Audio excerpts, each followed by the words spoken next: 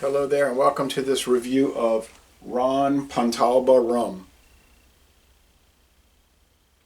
This was introduced in 1989. It's bottled in Frankfort, Kentucky. That's at Buffalo Trace Distillery by Wide World Importers, which is Sazerac. It says, we love to hear from our customers. So if you want to find this in your area, and I don't know if anybody would be interested in finding it, but it's 1-866-729-3722.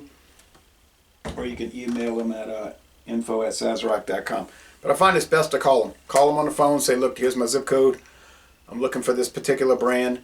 I've done that a number of times. I did it for James Fox Canadian Blended Whiskey. They pinpointed the stores. There it was on the shelf. And it's worked other times as well. Anyway, this rum, I already poured it. There's a reason I had a little technical issue. But usually I don't pour till I start the video. But I just cracked it open 10 minutes ago.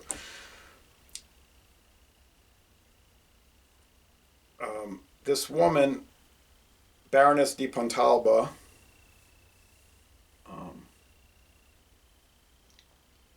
her maiden name was Almonaster. She was from the French Almonaster royal, noble family, nobility, not royal family, but the nobility, Spanish grandees.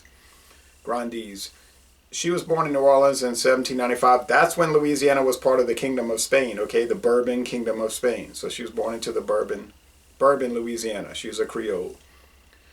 And she became a big tycoon real estate investor in Louisiana. She married a French, her name was Michaela de Almonaster. But she married a guy named Celestine Baron de Pontalba. She had a bunch of children, most of them, her descendants live in France today, but she was in Louisiana, and she has an adventurous story, like she was shot 4 times point blank by her father-in-law, who was crazy, and he killed himself later.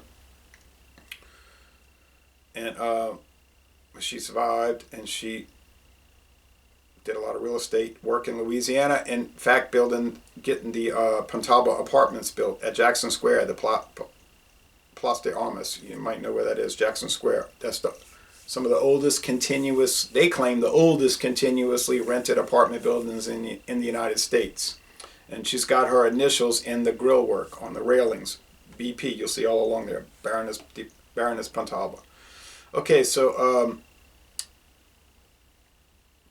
those are named after her. Almonaster Boulevard, named after her family. The Spanish. So Louisiana people think of as French, which is true, but there's a lot of Spanish heritage in Louisiana, considering Spain ruled Louisiana for decades. Anyway,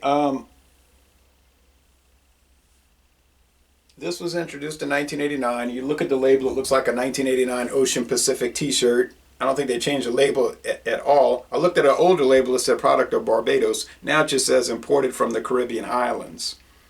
Bottled by Wide World Importers. Okay, that's Buffalo Trace Sazerac.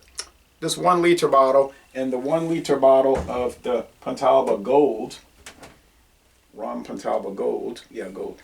I was just seeing if it would say gold. It does.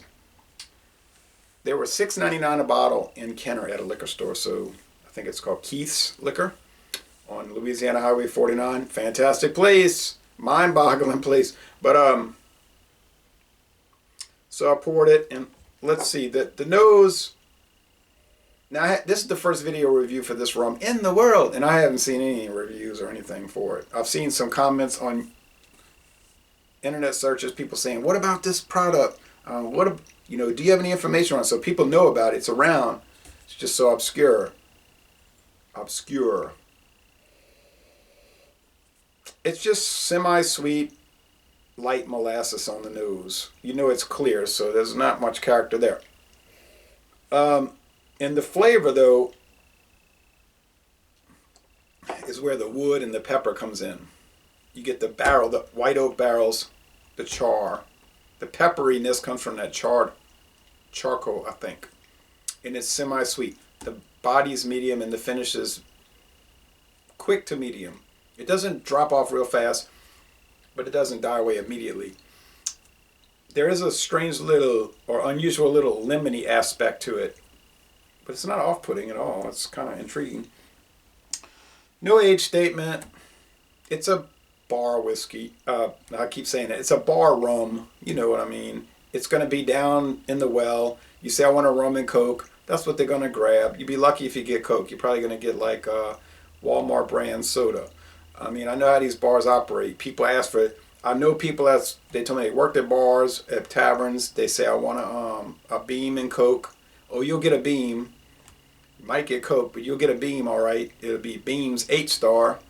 But, well, you know, anyway, I keep my eyes open when I go to these restaurants, and some of them are pretty well heeled, and I'll be looking, and I'm thinking, airplane. I think, oh boy, well, look at that. Crown Rust vodka. Going hi-hat now, Crown Rust, but $5.99 a liter. Fleischmann's gin, you know, oh boy. But anyway, people pay $9 for a mixed drink with Fleischmann's gin and Crown Rust vodka. Okay. So it's not a contemplative rum. Nobody's going to sit here sit by the fireplace and swish it around talking about, oh, the intricate qualities. It's not designed for that.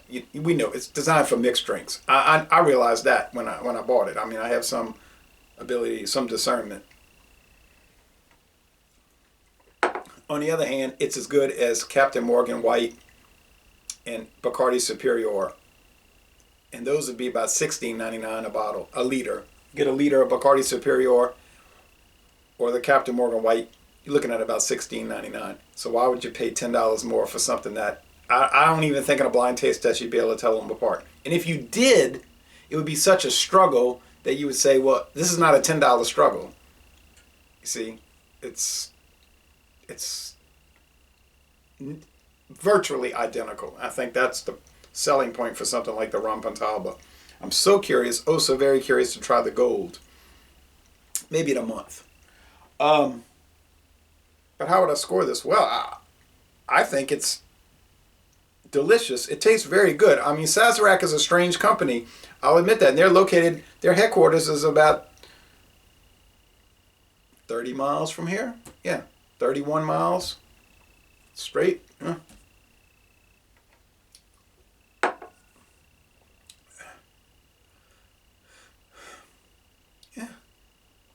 It's a 93. It's an A. It's an A. It's a 93 out of 100. It's the most excellent product.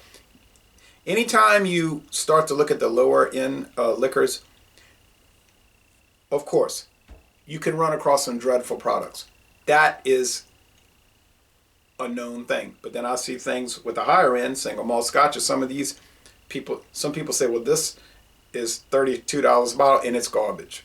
I don't know that. I just hear people saying that about various brands. So the risk factor might be there in the high end and the low end. I really don't know. But the good thing about the low end, you're not risking too much, right? $6.99. Yeah, I've had a dog. I bought the Ron Rio. It was a dog.